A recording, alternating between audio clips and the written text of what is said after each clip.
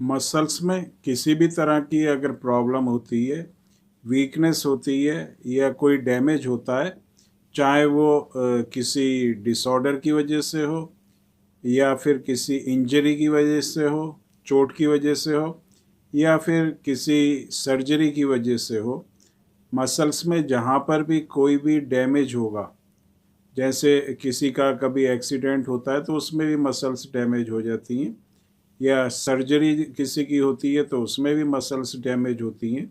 या किसी जैसे बहुत हार्ड कोई आप एक्सरसाइज करते हैं, जिम करते हैं, तो उससे भी मसल्स में एक तरह का दबाव आता है।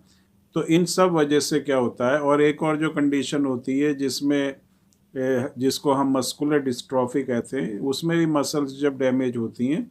तो जो एक एंजाइम हमारी बॉडी के अंदर होता है और जिसका लेवल जो है वो बढ़ जाता है, उस एंजाइम को हम कहते हैं सीपीके, केराटिन फॉस्फोकाइनेस।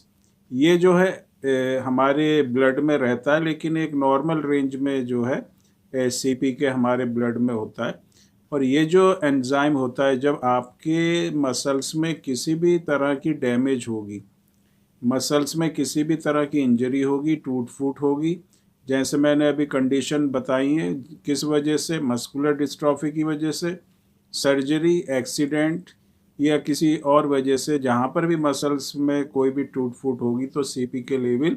जो है वो बढ़ेगा। ये एंजाइम मसल्स के डैमेज होने से ही बनता है, और इसका जो लेवल होता है ये फिर मसल से लीक होके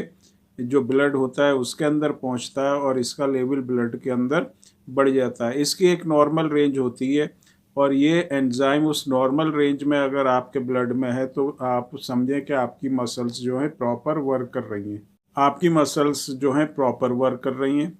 उनमें किसी तरह की कोई डैमेज नहीं है, कोई इंजरी नहीं है। और इसकी जो नॉर्मल रेंज होती है वो 170 या 180 तक आप इसको मान सकते हैं कि इस लेवल से अगर ये कम है तो आपकी जो मसल्स हैं वो ठीक हैं, उनमें स्ट्रेंथ है। लेकिन जब ये आपका 200 या 200 से ऊपर पहुंचता है तो इससे हमें पता चलता है कि हमारे मसल्स के अंदर किसी भी तरह की प्रॉब्लम हो सकती है, चाहे वो मस्कुलर डिस्ट्रॉफी की वजह से हो या किसी दूसरी वजह से हो, इंजरी की वजह से, जो मैंने दूसरी कंडीशन बताई हैं उनकी वजह से जो ये मस्कुलर डिस्ट्रॉफी या दूसरी जो भी कंडीशन होती हैं उसमें सीपी के लेवल जो है बढ़ जाता है। तो सीपी के लेवल को हम ब्लड टेस्ट से जो है इसको देख सकते हैं। और अगर आपको कहीं पर भी मसल्स में पेन है या मसल्स में स्टिफनेस है, चलने में, बैठने में, उठने में प्रॉब्लम हो रही है, या आपकी कोई सर्जरी हुई है, या आप जिम जाते हैं, या आपका कोई एक्सीडेंट हुआ है, तो इन सब कंडीशन में सीपी के टेस्ट अगर आप कराएंगे तो वो सीपी के लेवल जो है नॉर्मल रेंज से ज़्यादा होगा। कोई दूसरी वजह अगर आपको नहीं है, कोई एक्सीडेंट नहीं हुआ, कोई इंजरी नहीं हुई है, किसी तरह का कुछ प्रॉब्लम नहीं है, लेकिन चलने में आपको प्रॉब्लम फील होती है और आप देखते हैं कि आपको उठने बैठने में, चलने में और मसल्स में बहुत ज़्यादा आपको वीकनेस लगती है, स्टिफनेस लगती है, और मसल्स आपकी बॉडी में पेन भी रहता है। और उस कंडीशन में अगर आप अपना सीपी के, क्रेटाइन फॉस्फोकाइनेस का टेस्ट करवाना